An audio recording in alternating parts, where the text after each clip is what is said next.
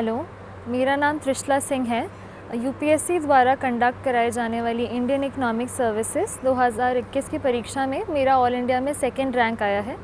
ये एग्ज़ाम इसका जो कंट्रोलिंग अथॉरिटी है वो department of economic affairs, ministry of finance होती है। ये एग्ज़ाम एनुअली कंडक्ट कराया जाता है और इसकी 2 स्टेजेस होती हैं। फर्स्ट स्टेज में आपके 6 रिटन पेपर्स होते हैं and the second stage is the interview. जो फर्स्ट स्टेज होता है उसमें पहला एग्ज़ाम है जनरल इंग्लिश का, जिसमें बेसिकली एसे, प्रेसी, कॉम्प्रिहेंशन और ग्रामर पे क्वेश्चंस आते हैं। जो सेकंड पेपर होता है वो जनरल स्टडीज़ का पेपर होता है, जिसमें polity, geography, economics and history पे क्वेश्चंस आते हैं। और जो बाकी 4 पेपर्स होते हैं वो इकोनॉमिक्स के होते हैं। इस एग्ज़ाम की जो मिनिमम एलिजिबिलिटी है वो होती है मास्टर्स इन इकोनॉमिक्स। तो अब मैं आपके साथ थोड़ा मेरी प्रेपरेशन के बारे में शेयर करूँगी। तो जो 4 इकोनॉमिक्स पेपर्स होते हैं उनमें से जो पहला एग्ज़ाम होता है विच इज़ जनरल इकोनॉमिक्स 1, उसमें माइक्रो इकोनॉमिक्स, स्टैटिस्टिक्स, इकोनोमेट्रिक्स और मैथ्स पे क्वेश्चंस आते हैं। तो इसमें मैंने माइक्रो इकोनॉमिक्स के लिए एच.एल. आहूजा की किताब रेफ़र करी थी और इकोनोमेट्रिक्स के लिए दामोदर एंड गुजराती का नोट्स पढ़कर उसी के क्वेश्चंस मैंने करे थे। मैथ्स में जो टॉपिक्स आते हैं वो बहुत ही लिमिटेड 2-3 ही टॉपिक्स आते हैं, तो उसके लिए मैंने बस पास पेपर्स देखे थे।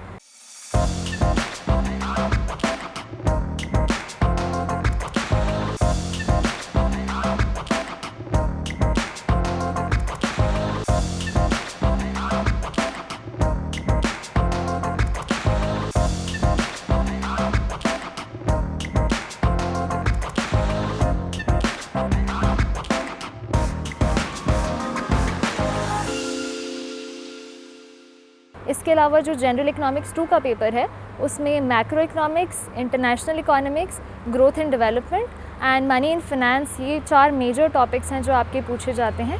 इन सभी के लिए मैंने इंटरनेट के सोर्सेज का बहुत ज़्यादा इस्तेमाल किया था और मैक्रो इकोनॉमिक्स के लिए मैंने फ्रॉयन की किताब को अपनी स्टैंडर्ड रीडिंग बनाया था और इंटरनेशनल इकोनॉमिक्स के लिए डोमिनिक सैल्वाटोर मैंने रेफ़र करी थी। इसके अलावा जो भी एडिशनल सिलेबस और पास पेपर्स में क्वेश्चंस थे उन सभी के लिए मैंने पास पेपर्स को रेफ़र किया था और अकॉर्डिंगली इंटरनेट को यूज़ करके और यूट्यूब रिसोर्सेज को यूज़ करके मैंने अपने नोट्स बनाए थे। जो थर्ड पेपर होता है इसमें मेनली 3 सब्जेक्ट्स आते हैं। One is environmental economics, then there is industrial economics, there is state market and planning and also there is public finance. तो public finance and industrial economics दोनों ही माइक्रो इकोनॉमिक्स में अगर आप कोई भी एक बड़ी किताब पूरी पढ़ रहे हैं तो उसमें काफ़ी हद तक कवर हो जाता है।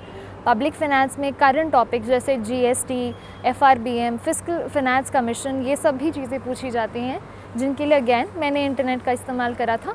और ग्रोथ एंड डेवलपमेंट के लिए जो भी सिलेबस में थ्योरीज थी मैंने मोस्टली यूट्यूब वीडियोस से उन पे नोट्स बना लिए थे। जो फोर्थ पेपर होता है उसका सिलेबस काफ़ी वास्ट होता है, that's the Indian economy paper. उसके लिए मैंने कोई पर्टिकुलर बुक रेफ़र नहीं करी थी, पर जो भी मैं न्यूज़पेपर बहुत पढ़ती थी तो जो भी थीम से रिलेटेड न्यूज़पेपर में नोट्स हैं मैं उसके खुद से नोट्स बना लेती थी और बाकी मैं इंटरनेट और आर्टिकल्स एंड ब्लॉग्स के का ही यूज़ करके उन्हीं का हेल्प लेके मैंने अपने सारे नोट्स इसके लिए प्रिपेयर किए थे। तो this is a just about the 4 papers on economics.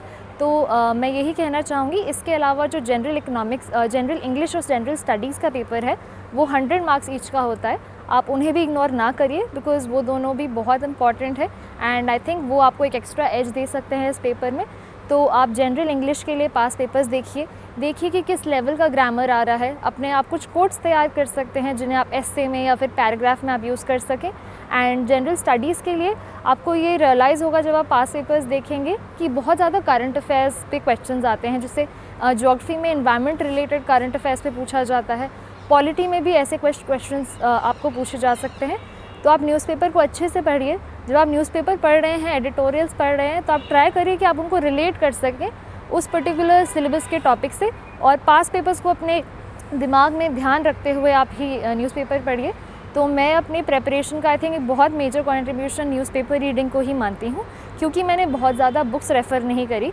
तो जो इंटरनेट पे आर्टिकल्स या फिर जो न्यूज़पेपर में एडिटोरियल्स हैं उनके ही हेल्प से मैं बहुत अपने आंसर्स कॉम्प्रिहेंसिवली लिख पाई थी। जो सेकंड स्टेज है इंटरव्यू, इससे पहले आपको एक डिटेल्ड एप्लीकेशन फॉर्म भरना होता है। तो डैफ में आप जो भी भर रहे हैं बी वेरी केयरफुल कि हर वर्ड पे आपको क्वेश्चन करा जा सकता है, तो आप बहुत ऑनेस्टली उसे भरिए, कुछ भी आप गलत मत लिखिएगा उसमें। और उस सब को प्रिपेयर कर लीजिए, starting from your name, your home address, आपके पेरेंट्स किस बैकग्राउंड से हैं, वो क्या करते हैं, आपका स्टेट, एंड देन जो भी आपने हॉबीज़ या अचीवमेंट्स लिखी हैं उनके बारे में अच्छे से पढ़ के जाइए।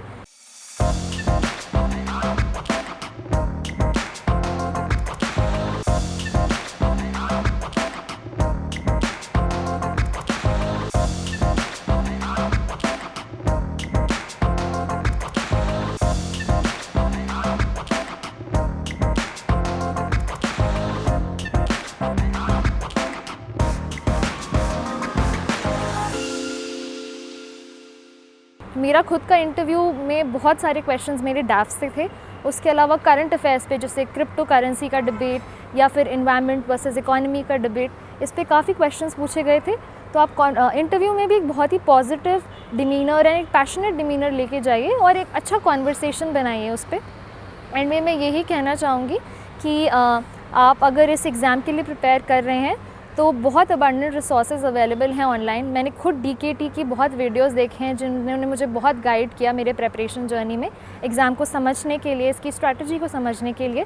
तो आप जब अगर अपने स्ट्रैटेजी प्रेपरेशन के बिगिनिंग में है तो आप कुछ इन रिसोर्सेज को थोड़ा एक्सप्लोर करिए, अपनी खुद अंडरस्टैंडिंग डेवलप कीजिए इस एग्ज़ाम के बारे में। और एक बार जब आपकी सारी रिसोर्सेज कंसोलिडेट हो जाएं तो आप एक बहुत पॉजिटिव एटीट्यूड के साथ इस एग्ज़ाम को अप्रोच करिए।